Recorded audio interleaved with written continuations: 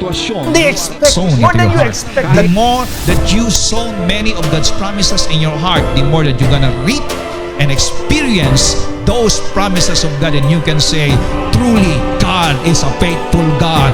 God is a powerful God. God is a real God. He is alive. He is the same yesterday, today, and forever.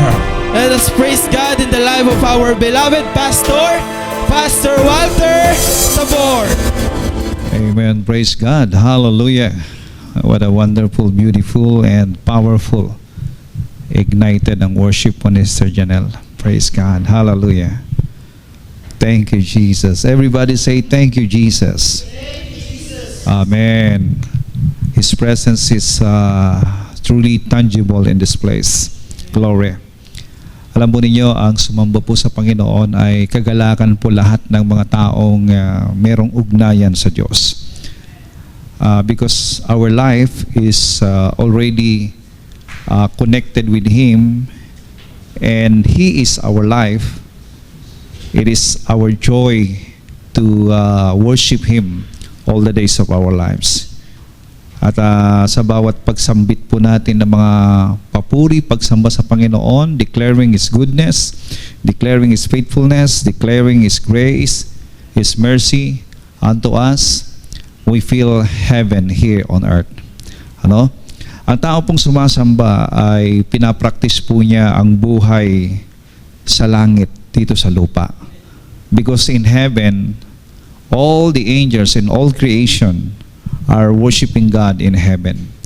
Kaya yung pong mga hindi sumasamba sa Diyos dito sa lupa ay hindi makakapasok sa langit, sapagkat sa langit ay puro pagsamba. Amen? Oh, praise God. Once again, good evening everyone sa lahat po ng mga online participants po natin. Magandang gabi po sa inyo, and thank you for joining us sa ating pong weekend worship. Tayo po ay patuloy na mag-aral ng salita ng Panginoon, and I do believe that the message that the Lord will give us today and ipapaunawa sa atin ng Diyos sa gabing ito ay magbibigay sa atin ng kalayaan. The more we understand the message of the Lord, the more we understand what the Lord has done, the more we are set free from religious slavery. Ang isa sa malaking problema sa mga tao o relihiyon o grupo sa ating kapanahunan is religious slavery. Pag sinabi natin is religious slavery, no, ay tayo po'y nabibihag sa mga alituntunin upang tayo po ay maging kalugod-lugod. Tayo po'y pinalaya ng Diyos mula po sa pagkabihag.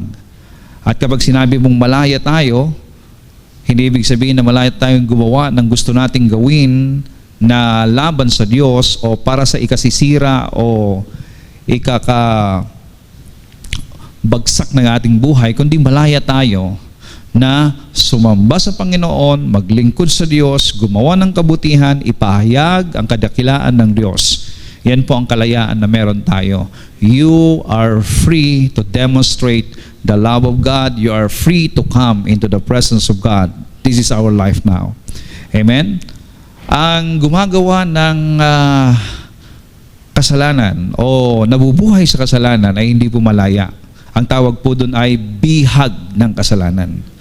Now, sa ating pong paglilingkod sa Diyos, at sa ating pong buhay, mananampalataya sa Diyos, are we living in grace or we are living in self-effort? Pag sinabing self-effort, ay you're trying hard to do it just to please your Maker or to please your God. Pag sinabi naman natin grace, we are living freely in the love of God for us and receiving everything that God has done for us. Lahat ng bagay na ginawa ng Diyos na mabuti ay ating pong tinatanggap, at ang buhay po natin ay buhay sa pamamagitan niya. Buhay na kasama siya. Buhay na siyang gumagawa, nag-i-inspire, nagbibigay ng excitement sa buhay po natin. Okay, so grace or self-effort, that is the title of our message for tonight. God's work or your work? spirit or flesh. So, kapag ang Diyos po ang gumagawa, ibig sabihin, hindi ikaw ang gumagawa. If you are at work, God is at rest. And if you are at rest, God is at work. Are you at rest right now? Or you are at work? Are you in self-effort? Or you are in God's grace? Are you living in the Spirit? Or you are living in the flesh? Ang flesh po ay gusto niya laging napaparangalan, na-exalt. Pag sinabi pong flesh, you want to be exalted and you want to be crowned by your doings, by your good works. But when we say Spirit, it is the Lord exalted in your life. Dito po sa Galatians chapter 5, verse 3, in the New Living Translation, I'll say it again, if you are trying to find favor with God by being circumcised, you must obey every regulation in the whole law of Moses. So, dito po kasi sa mga Hudyo, ay kanila pong ipinagsasapilitan na dapat matuli ang mga hentil na sumasampalataya kay Kristo. Kaya sabi niya rito, if you're trying to find favor with God by being circumcised, then you must obey every regulation in the whole law of Moses. At kapag ka po ikaw ay gumawa pa rin ng mga lituntunin ng buong kautusan, ibig sabihin, hindi ka pa rin malaya doon sa kinagisnan na alituntunin ng relihiyon nung panahon ni Moses. So, ibig sabihin, walang kabuluhan yung ginawa ni Kristo. Hindi ka pa rin malaya. You are called to live in freedom.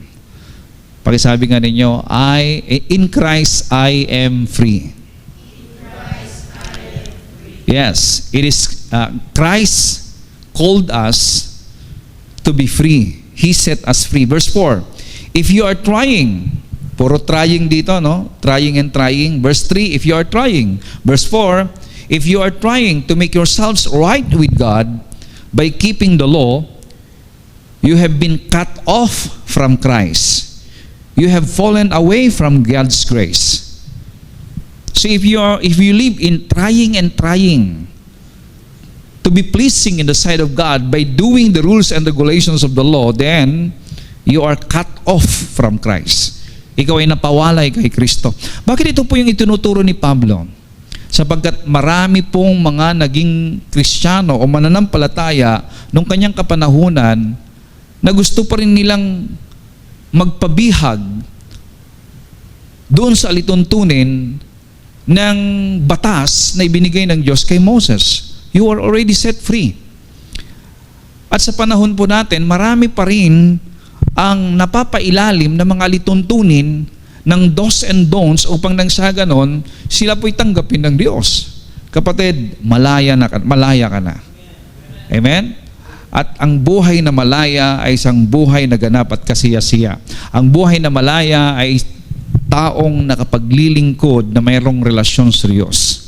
If you are now in relationship with God, you are no longer under the rules and regulation of religion.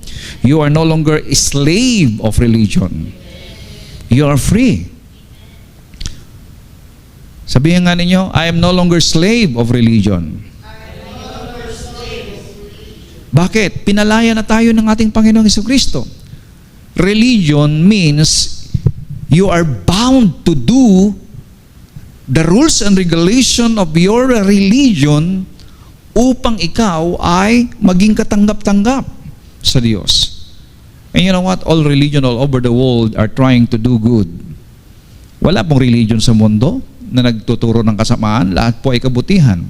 Kaya lang, lahat sila'y bagsak sa mata ng Diyos sapagkat kahit yung pinakamaganda mong gawa, pinakamabuti mong gawa, they are dirty rags in the sight of God. Isaiah 64 verse 6 says, your righteous act is like a dirty rags. You know, God is not worried about being pleased with you. God loves you while you were yet a sinner. Wow. I love that. God loves me while I am yet a sinner. Actually, ang pag-ibig ng Diyos sa atin ay hindi po nakabase dun sa kabutihang ginawa natin. Hindi po sinabi ng Bible, for God so loved the world because you are good. For God so loved you because you are good. Wala pong sinabi. For God so loved the world. When the Lord says, for God so loved the world, all people are sinners. And God demonstrate His love for us while we were yet sinners. Sabi po sa Romans chapter 5 verse 8, God showed His great love for us by sending Christ to die for us while we were still sinners. So God loves you, my friend, while you were yet a sinner. Pero doon po sa verse 9 dito, di ba, verse 8 to, doon sa verse 9, much more now that you are in Christ, much more now that you are justified, the Lord loves you even more. Oh, glory. This is the good news that every people must know. And it is the power of God's love being demonstrated to people and received by people that will transform their lives. At ito po ang magbibigay sa kanila ng isang buhay na committed sa paglilingkod sa Diyos, ang kanyang pag-ibig. The proof of God's love is not in manifestation of the Spirit or financial blessings or promotions, signs and wonders, or anything. But there's only one thing. He demonstrated His love for us while we were yet sinners. Hindi niya ipinadama yung kanyang pag-ibig sa atin dahil nung ibinigay niya o natanggap mo ang Espiritu Santo. Or ikaw ay nag-speak in tongue. O di kaya ikaw ay napagpala financially. You are blessed financially. Nagkaroon ka na 5 bahay o 10 sasakyan o 20 sasakyan o 50 sasakyan. Nagkaroon ka ng bilyon na pera sa bangko. Hindi po yan ang manifestation ng pag-ibig ng Diyos sa tao. Hindi po yung promotion ng manifestation ng pag-ibig ng Diyos sa tao. Hindi po yung signs and wonders na kagagawa ka ng himala. At dahil ikaw ay nakapagpadilat ng bulag o di kaya ay nabuhay ng patay, yan po ang manifestation ng pag-ibig ng Diyos sa tao. Hindi po. Yun po yung mga bonus, of course. We believe that God is a God of miracle and He can do signs and wonders. He can heal any kind of sicknesses and diseases in our time. There is power in prophesying the gospel or prophesying the word of God, proclaiming the word of God, pero hindi po yun ang demonstration ng pag-ibig ng Diyos sa atin. Ang demonstration ng pag-ibig ng Diyos sa atin ay doon sa krus ng Kalbaryo. While you were yet sinner, Christ died for you and me.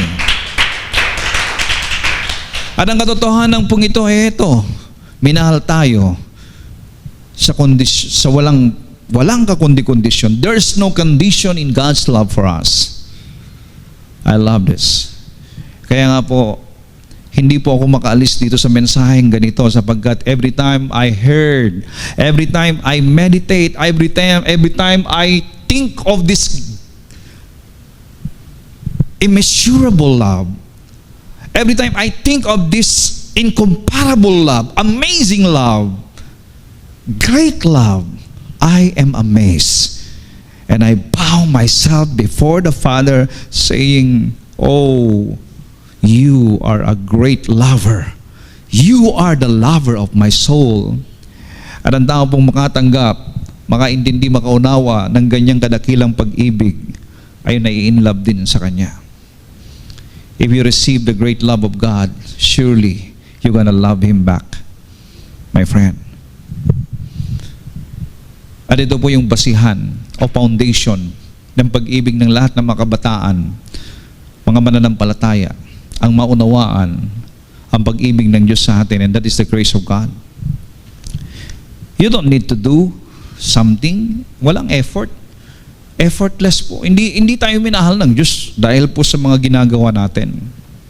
Minahal ka ng Diyos nang ikaw ay makasalanan pa at ngayon na naniwala at tinanggap mo ang kanyang pag-ibig, higit kanyang mahal.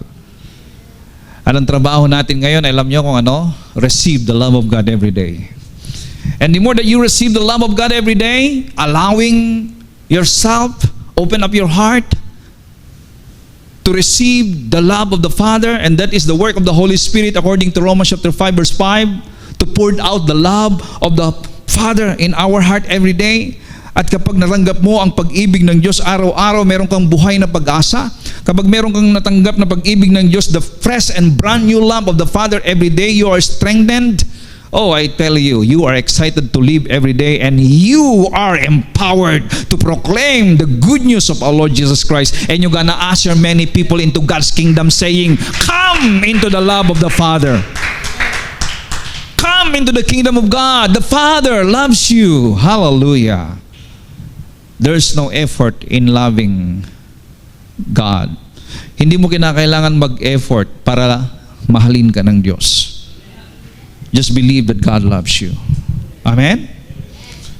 Yung iba nag-e-effort pa para tanggapin sila ng Diyos at mahalin Pinapahirapan ng sarili, pinapako ang kanilang, hindi ko alam bakit hindi sinasaway ng kanilang mga leader na mali yung ginagawa ng mga taong yun. No? Minsan sila pa yung nangunguna, naglalakad na nakapaa. Alam mo yun, daming sakripisyong ginagawa ng tao para sila'y pansinin ng Diyos. Ang daming ginagawa ng tao upang nang sila'y tugunin ng Diyos. Kapatid, you don't need to do that. Sapat na yung paghihirap ni Kristo doon sa krus ng Kalbaryo. At kahit gawin mo yan, hindi tatanggapin ng Diyos kasi ang taong hindi tatanggapin ng Diyos ang sakripisyo ng isang taong makasalanan. Hindi pwedeng tanggapin ng Diyos ang sakripisyo ng isang taong puno ng karumihan. Iyan po ang simbolo po ng lumang tipan. Hindi pwedeng tanggapin ng Diyos ang alay na may sakit. Ang mga hayop na naialay, kinakailangan walang kapintasan. Kaya po ang tao, kung makasalanan siya, tapos gagawa ka ng bagay na paghihirap o sakripisyo para tanggapin ka ng Diyos, the Lord reject that kind of sacrifices. The only sacrifices that God accept is the sacrifice of Jesus Christ at the cross of Calvary. Kaya sapat na maunawaan mo, maintindihan mo na yung sakripisyo ni Kristo dun sa cross ng Kalbaryo ay sapat na. At kapag ito'y pinaniwalaan mo, glory to God, tanggap ka ng Diyos, kaaya-aya ka, mahal ka ng Diyos. That is grace. Unearned favor of God.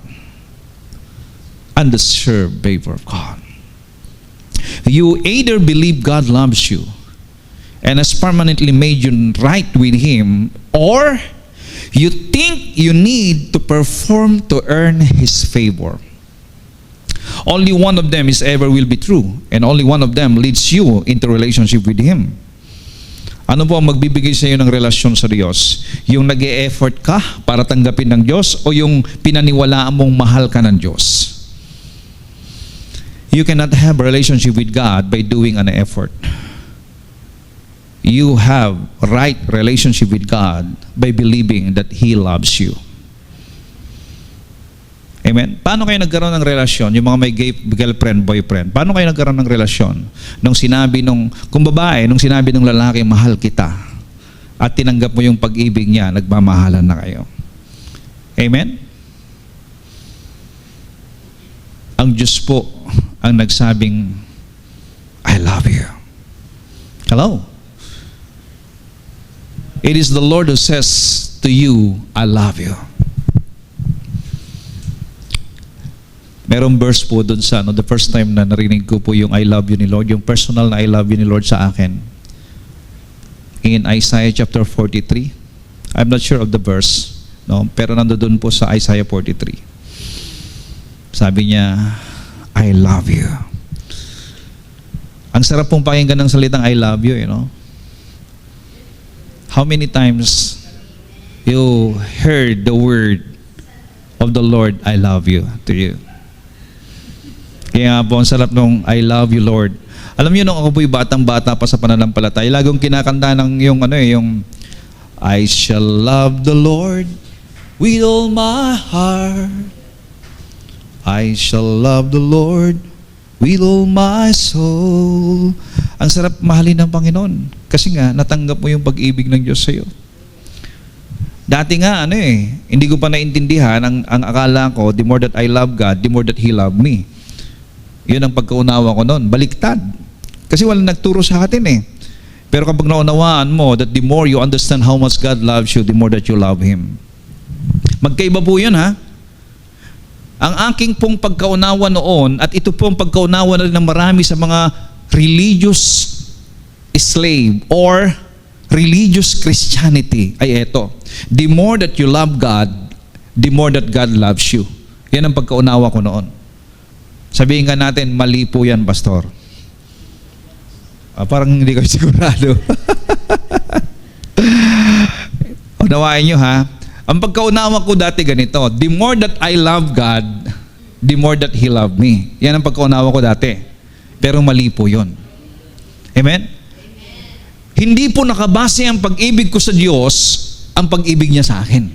Kasi ang sabi ng Bible, makasalanan pa ako, mahal na niya ako. So, ibig sabihin, hindi po nakabase sa pag-ibig ko sa Kanya ang pag-ibig niya sa akin. Ang tama pong pagkaunawa ay eto: the more that you understand that He loves you, the more that you love Him.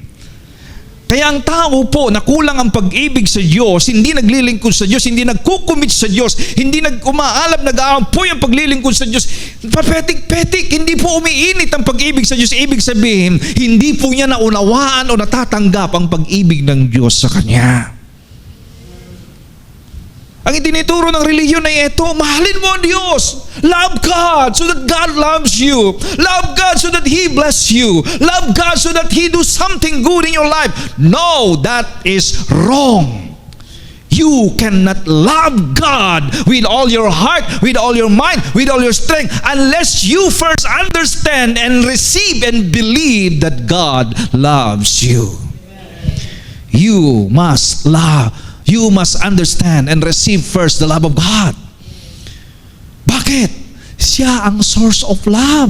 Siya ang pinagmumulan ng pag-ibig. Hindi natin maunawaan ang pag-ibig hanggat di natin naiintindihan ang pag-ibig ng Diyos sa atin. The Bible says in 1 John chapter 4, this is love. Not that we love God, but He loves you. Sa Tagalog, ito ang pag-ibig. Hindi yung pag-ibig mo sa Kanya, kundi yung pag-ibig niya sa iyo. Everybody say, Amen. It's not about your effort. It's all about the grace of God. Hallelujah. Oh, I love what I'm hearing. This is powerful. This is amazing. Mga kapatid, mga young people, understand what I'm talking here. It is the Holy Spirit talking to you and giving you understanding what I'm talking here. Glory to the name of Jesus. Living in grace is living in God's counsel that result to obedience and manifested blessing. Ang pamumuhay po sa biyaya ay pamumuhay po na merong relasyon sa Diyos. It's all about the relationship with God. Pag sinabi na nating relationship again, you are bind with love. You are bind of His love and your love. Actually, kung bakit meron kang pag-ibig sa Kanya, dahil meron siyang pag-ibig una sa iyo. And this is relationship. Christianity is all about relationship. It's not about do's and don'ts. It's not about do this, do that. Christianity is all about relationship. If you have relationship with God and you love Him, you love to serve Him. Amen? You love to serve Him. Walang kondisyon.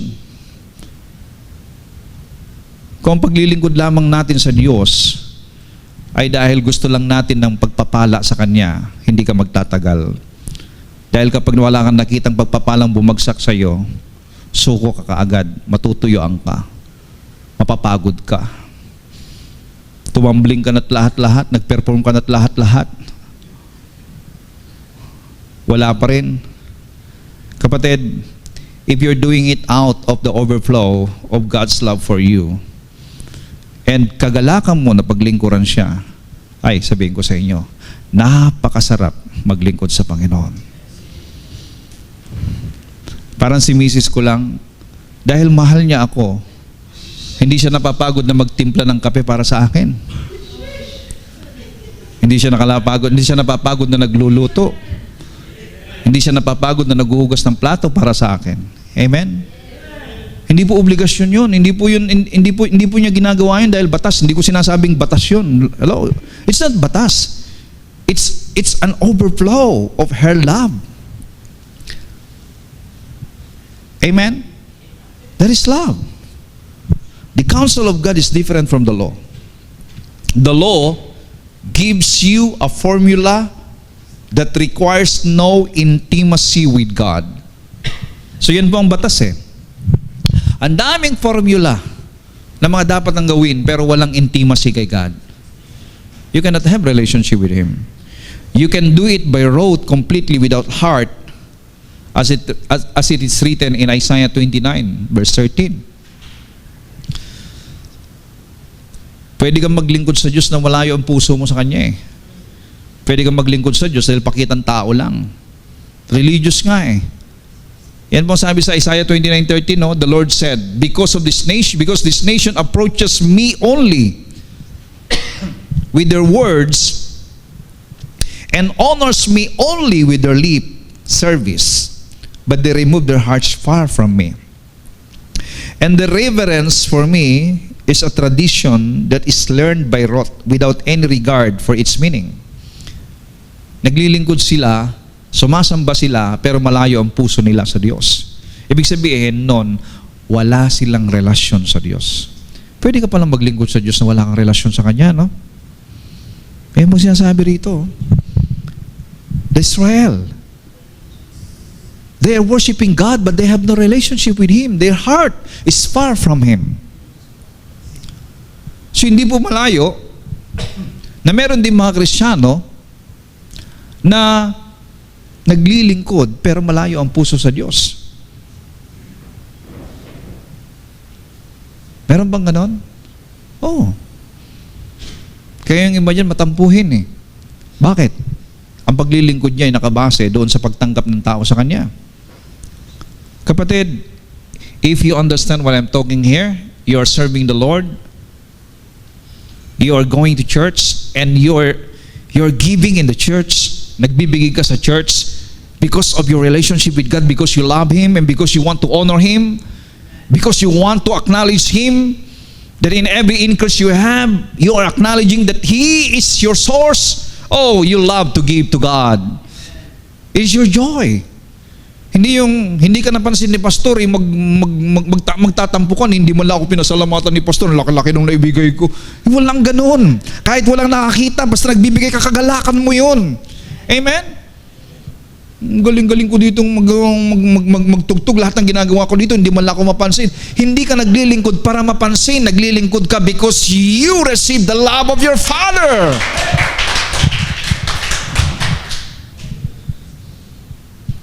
Kapag ang lahat ng Kristiyano ay naintindihan ang aking sinasabi na ang kanilang paglilingkod ay because they have only one audience, and that is to worship the King of Kings, their Father, the Creator of the whole world. Wala silang pakialam kung mapansin man sila o hindi.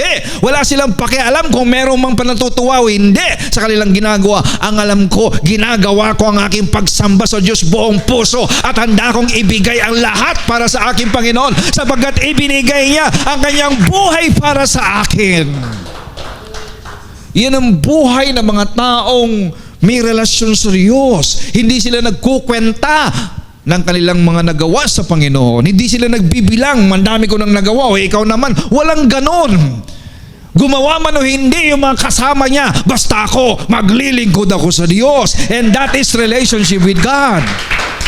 Dumalo man sila o hindi, wala akong pakialam, basta ang mahalaga sa akin. I commit myself to serve God and to worship God all the days of my life. Amen? That is relationship. Relationship is all about you and God. Kapag ginagawa mo ay pagsamba, ay grabe, bingo sa inyo. Walang puwang ng pagtatampo o pagiging matampuhin sa puso kapag ang lahat ng ginagawa mo sa Panginoon ay pagsamba mo sa Kanya and you're doing it out of your relationship, your love with Him. Kailanman hindi nagreklamo ang misis ko ng laban ng damit ko. Bakit?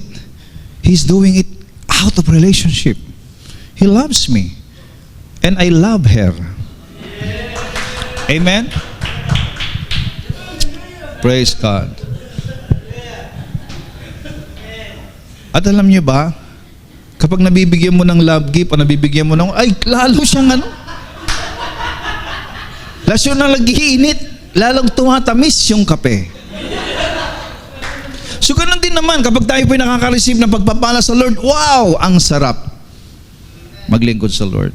We can say, the love of Jesus, sweet and marvelous, the love of Jesus, sweet and marvelous, love of Jesus, sweet and marvelous, oh, oh, wonderful love. Ang sarap makilig sa pag-ibig ng Diyos. At ang sarap maglingkod kung ang dahilan ay natanggap mo ang pag-ibig ng Diyos. It's not about your effort, but it's all about the grace of God, the love of God, the favor of God for you. Pag sinabi nating relationship, in everything you do, you always inquire God. Lord, you always talk to God. Si David po, ito po yung naging buhay niya. David inquired of the Lord. He wouldn't move until he heard personally from God. Hanggat hindi po niya naririnig yung tinig ng Panginoon, hindi po siya kumikilos. He needed God's blessing and understood that God blesses His own plans. 1 Samuel chapter 30 verse 8, so David inquired of the Lord saying, shall I pursue this troop? Shall I overtake them? And God answered him, pursue, for you shall surely overtake them and without fail recover all. Ito po'y tungkol po dun sa sinamsam po lahat, o kinuha pong lahat ng mga kamag-anakan niya.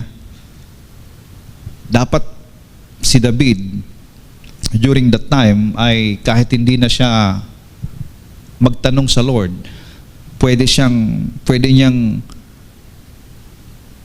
digmain yung kumubkub at bumihag sa kanyang mga kamag-anakan out of anger. Pero mas malakas siyang dihamak, mas makapangyarihan siyang dihamak kaysa yung mga kumubkub sa kanyang pamilya. Kayang-kaya niya talagang patayin sila lahat dahil siya ay bihasa na mandirigma. Pwede niyang habulin agad-agad. Pero nung sinabi ni David, Lord, tinanong pa rin niya sa Panginoon. Ibig sabihin, sa lahat ng kanyang ginagawa, tinatanong niya ang Lord. That is relationship. Relationship is always inquiring God. Hindi yung sige ka lang sige without inquiring God. Tapos pag nagkamali o kaya naging bagsak o di kaya pangit ang naging kahinatnan, saka mo ngayon sisisihin ng Lord, Lord, bakit mo ko pinabayaan? Bakit ako nagkaganito, Lord? Ang daming arte, ang daming drama. Talo pa si Nora Honor. Hello? Yung kapitbahay namin kasi Nora Honor eh. Hindi ka nag-inquire kay Lord, hindi ka nagtanong sa Panginoon eh. Kapatid, relationship is always inquiring God in everything you do. The blessing doesn't mean He loves you more. And the lack doesn't mean He loves you less. Eto po salamat sa mga pagpapala ng Diyos sa buhay natin. Salamat sa mga promotion, increase. Salamat sa Diyos, pinagpapala ka. Pero hindi ibig sabihin na mas pinagpala ka, mas mahal ka ng Diyos kaysa sa iba. Sapagkat ang basihan ng pag-ibig ng Diyos ay hindi yung pagpapalang nagmamanifest. It doesn't mean that you have more blessing than God loves you more. And because you have less blessing than God loves you less. No. Mali po yun. Blessing and success comes when you hear from God and do what He says. Always inquire God's perfect will and know His plan. Your strength cannot carry you through God's plan. Huwag kang manangan sa sarili mong kakayahan. Huwag kang manangan sa sarili mong katalinuhan. Huwag kang manangan sa sarili mong wisdom. Always inquire God's perfect will and know His plan. Kung meron mang plano ang Diyos sa iyo, huwag mong gagamitin ang iyong lakas, kundi manangan ka sa Diyos. At ang tao pong nananangan sa Diyos, ang tao pong nakasandal sa Diyos, ang tao po na he depend on God. A person who is dependent on God, he is always inquiring God. He's always in prayer, talking to God.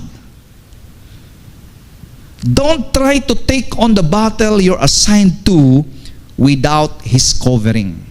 Ang dami nating mga battles sa buhay. Huwag kang pupunta na mag-isa na walang covering ang Diyos without inquiring Him first and foremost. Inquire Him.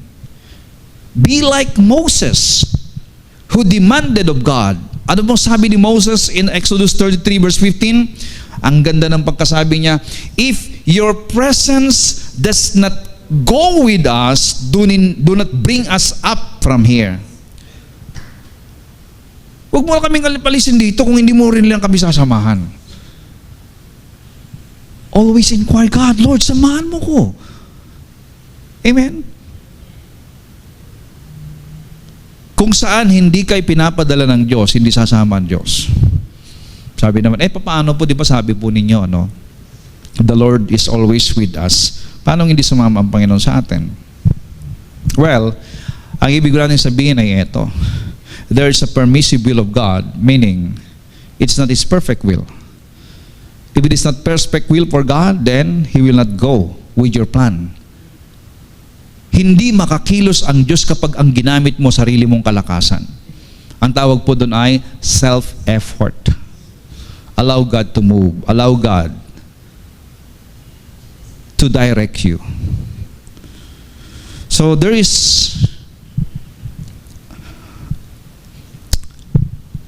a difference of tradition and relationship. Ang dami kasi nating mga tradition Mark 7:8, you put aside God's command on obey human's teaching.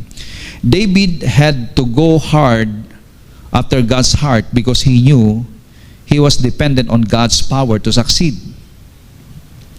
He couldn't risk moving without hearing from God. When David went hard after God's heart, it wasn't hard at all because God worked hard on his behalf. Napakasarap pong mabuhay na ang Diyos po ang kumikilos. Kapag ang Diyos pong kumikilos sa buhay natin, everything is smooth. Nagiging madali po ang lahat.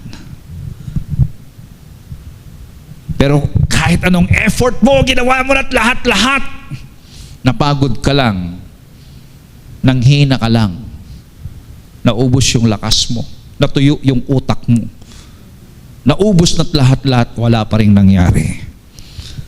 Why? Self-effort. Pero kapag ginaya mo ng Diyos, Lord, shall I go? Kung hindi mo kami sasamahan, Lord, huwag mo na rin lang kaming aalisin dito. If there is the presence of God, there is a provision. If there is the presence of God, there is great ideas, bright ideas. The Holy Spirit will guide us. Pero ang kagandahan po dito sa biyaya, minsan mali na tayo. Sinasamahan tayo ng Diyos, hindi para gawin kung ano yung gusto mo, kundi para ipaunawa sa iyo na kapag ikaw'y nagkamali, ikaw ay napagod, ikaw ay natumba, ikaw ay bumagsak, ibabangon ka niya at sabi niya, anak, dito ang tamang daan. This is the right way, my son. Hallelujah. Legalism makes you work hard for God's love. Kaya napakarami pong mga legalist. They work hard for God's love. Mga kapatid, lalong-lalo na po sa atin na mga nanonood online, Luzon, Visayas, Mindanao, and all over the world, don't be legalist. Ano po yung legalist? Yung ginagawa mo ang dahilan para tanggapin mo ang pag-ibig ng Diyos. Just worship God. Just let it flow. Hallelujah. It doesn't always look evil, but it rebels against grace. Alam niyo ba, yung pong paggawa ng mabuti minsan ay hindi po evil ang dating, no? Pero it rebels against grace and it strengthens you in self-reliance.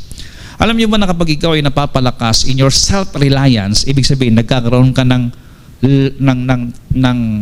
tiwala sa sarili. At kapag dahil meron ka ng tiwala sa sarili, hindi ka na magtitiwala sa Diyos. Kayang-kaya mo na. Sumama sa akin ang Diyos o hindi, maiwan siya. Parang ganun na ang tingin mo, sarili mo, di ba? Parang yung mga kabataan na wala sa Panginoon, sa ayaw at sa gusto ni Lord, eto ang mapapangasawa ko. Ayun ang matindi, no? Minsan naman yung mga ibang mga nagpe-pray, Lord, sino po siya, Panginoon? Ipakita mo sa akin. And hindi tumutugon ni Lord. Lord, baka nahihirapan ko, Lord. Ito po ang picture niya, Lord. Pinakita na niya kay Lord yung picture. Baka ito, Lord, tingnan mo, Lord.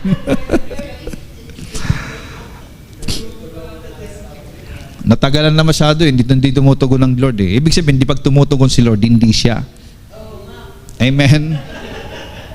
Pag tahimik si Lord, ibig sabihin, hindi siya. Self-reliance goes nowhere for accomplishing God's purposes. Huwag kang manangan sa sarili mo, kapatid. Minsan gustong-gusto na natin, pero hindi pala yun ang gusto ng Lord eh. Tama? The tradition-based, legalistic lifestyles drains love, joy, and peace, and wrecks intimacy with God. Pag legalist po yung base ng pag-ibig mo sa Panginoon, kapatid, nadidrain yung pag-ibig mo, nadidrain yung joy mo. Kaya namin mga nadidrain sa paglilingkod sa Lord. O kapatid, sabihin ko sa inyo, masarap maglingkod sa Lord na punong-puno ng kanyang direction at sa kanyang biyaya lamang. Pag sinabing biyaya, hindi ibig sabihin na wala kang ginagawa, kundi punong-puno kang ginagawa, pero masaya ka. Yun namang iba, wala nang ginagawa, hindi pa masaya. At yung iba naman gumagawa, hindi pa rin masaya. Parang yung panganay na anak, no? Ang daming gawa ng gawa, tapos hindi siya masaya. Hindi niya na-enjoy yung presence ng tatay niya. Kaya nung minahal ng tatay niya yung kanyang kapatid, nanlustay ang lahat, nagtampo. Kaya pag wala ka sa relasyon sa Panginoon, matampuhin ka eh. Amen? Yung panganay na anak, matampuhin. Buti na lang walang panganay dito, puro pangalawa. Ayan lang yung pangalawa, prodigal eh, no? Kinuwala. Alam mo yung pangalawang anak? Alam niya yung right niya eh. Tay, bigyan mo na sa akin lahat ng mga namana ko. O, diba? Alam niya, mapagmahal yung tatay niya, hingi ng hingi. Ang problema lang, ginamit niya sa mali. Ginamit niya lang sa hindi tama. Kaya, wasak-wasak ang buhay, nagkahirap-hirap, nagkababoy-baboy ang buhay niya. Nagkahayop-hayop ang buhay niya. Bakit? Ang pagpapala, kapag hindi mo ginamit sa tama, magkakababoy-baboy ang buhay mo. Katulad ng mangalawang anak. Mabuti na lang, naalala niya, doon sa bahay ng kanyang tatay, maraming mabubuting bagay. Kapag naalala mo na sa bahay ng iyong tatay, ang Diyos natin ay maraming mabubuting bagay, gusto mo bumalik doon and you want to dwell in the presence of the Lord forever. Andyan po ang sinabi ni David, surely goodness, mercy will follow me all the days of my life, and I will dwell in the house of the Lord forever. Ano ibig sabihin nun? Kapag makita mo na sa bahay ng Ama ay merong biyaya, merong pag-ibig, merong kahabagan, merong pagtanggap, may pagmamahal. Kapag nakita mo na sa bahay ng Ama ay punong-puno ng kagalakan, kasiyahan, kapayapaan, pag-asa, you're gonna love to dwell in the house of the Lord forever.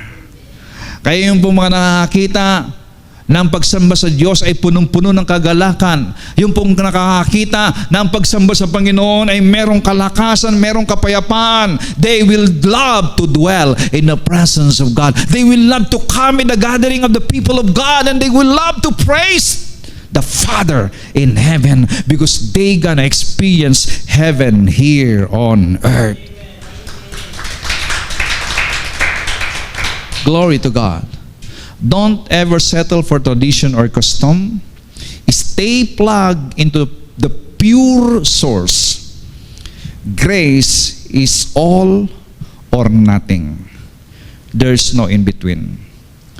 Galatians chapter 5 verse 1, so Christ has truly set us free. Now, make sure that you stay free and don't get tied up again in slavery to the law. Huwag ka na magpatali sa mga do's and don'ts, kapatid. Living in grace is allowing God to work through you. Ang sarap pong mabuhay na ang Diyos ang kumikilos sa inyo. Alam niyo, para makakilos po ang Diyos sa buhay po natin, it is all about relationship. Lifting up your hands or focusing your heart and your mind to Him. Holy Spirit, thank you. Worshiping the Holy Spirit is worshiping the Father. Acknowledging the Holy Spirit in your life is acknowledging Jesus. Talking to the Holy Spirit is talking personally to Jesus. If you allow the Holy Spirit to minister to you, you are allowing Jesus Christ to minister to you personally. Kaya po napakabuti ng Diyos. Ito po yung pinakamagandang bagay na regalo sa atin ng Panginoon habang tayo po nandito sa mundong ito, habang tayo po nasa journey sa mundong ito, ang banal na Espiritu na siyang nakikipag-usap sa atin, kasama natin saan man tayo magpunta, araw o gabi, lumilindol o hindi, tag-krisis o tag-ani, there's an economic crisis or meron pag-unlad, anytime, any moment, may bagyo o wala, the Holy Spirit is there. He will never leave you. He will never forsake you. He is always there and ready to talk to you. And He is so patient to talk to you. Siya po ay napakalambing. Siya po ay napakabait. Siya po ay napakamahinin. Siya po ay napakagandang kausap. Kaya kung naghahanap ka ng magandang kausap, kapatid, the Holy Spirit is with you. Minsan nabubugnot tayo at naiinis tayo, wala man lang magandang kausap dito. Parang yung si Raulo na pilalabas. Kasi malaya na yung si Raulo, okay na, matino na siya. Sabi ng doktor, napansin ko, 2 buwan ka ng matino Di ba? Oo naman, Dok. Nainip na nga ako dito Hindi ko alam kung bakit niyo pa ako kinukulong dito. O sige, malaya ka na. So malaya na siya, lumabas. Maya-maya pagkatapos ng 1 linggo, bumalik. Oy, Dok! Oh, bumalik ka? Oh, Dok. Ba't ka bumalik? Mas masaya dito, walang matinong kausap sa labas, sabi nga.